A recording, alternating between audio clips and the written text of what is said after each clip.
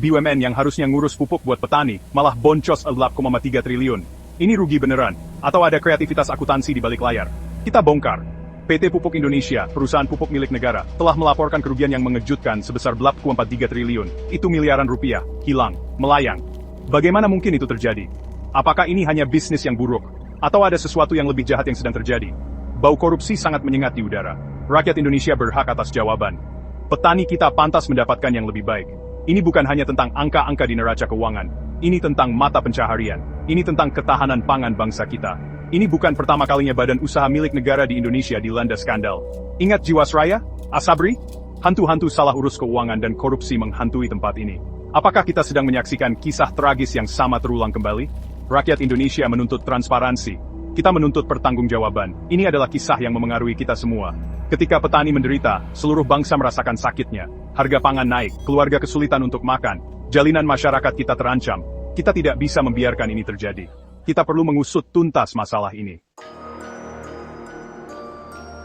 Mafia pupuk. Udah bukan teori konspirasi lagi. Pertanyaannya, siapa yang main? Distributor, pejabat, atau ada dalang yang lebih besar yang selama ini nggak kelihatan? Inisiatif pemerintah baru-baru ini untuk mereformasi sistem distribusi pupuk menunjukkan ada api di balik asap. Distribusi langsung pupuk dari pabrik ke pengecer, melewati perantara tradisional, adalah langkah ke arah yang benar. Tapi apakah itu cukup? Mafia pupuk yang dituduhkan berkembang pesat karena kerumitan dan ketidakjelasan. Mereka mengeksploitasi celah dalam sistem, mengalihkan pupuk bersubsidi dari petani yang paling membutuhkannya. Ini membuat harga melambung tinggi, mengisi kantong segelintir orang dengan mengorbankan banyak orang. Pemerintah harus menyinari dunia bawah tanah yang gelap ini. Selidiki tuduhan tersebut. Ungkap pelakunya. Bawa mereka ke pengadilan. Para petani Indonesia bertanah sing bibari.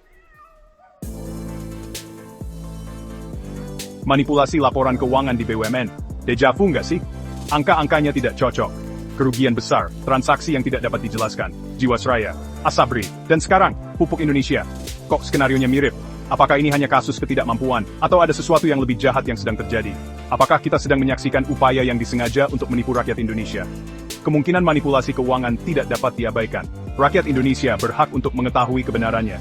Kita membutuhkan audit yang menyeluruh dan independen terhadap keuangan PT Pupuk Indonesia. Kita perlu tahu kemana larinya uang itu. Siapa yang diuntungkan, dan siapa yang bertanggung jawab. Tidak ada yang kurang dari itu yang dapat diterima.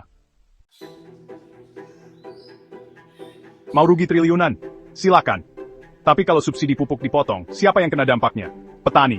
Masa depan ketahanan pangan bangsa kita terancam. Kerugian 8,3 triliun di PT Pupuk Indonesia bukan hanya bencana ekonomi, ini adalah krisis nasional. Kita tidak bisa membiarkan ini berlalu begitu saja. Kita butuh tindakan. Kita butuh pertanggungjawaban. Kita butuh keadilan. Rakyat Indonesia menuntut penyelidikan yang menyeluruh dan transparan terhadap PT Pupuk Indonesia. Kita perlu tahu apa yang terjadi, siapa yang bertanggung jawab, dan langkah apa yang akan diambil untuk memastikan ini tidak pernah terjadi lagi. Para petani Indonesia layak mendapatkan dukungan kita. Mereka layak mendapatkan perlindungan kita.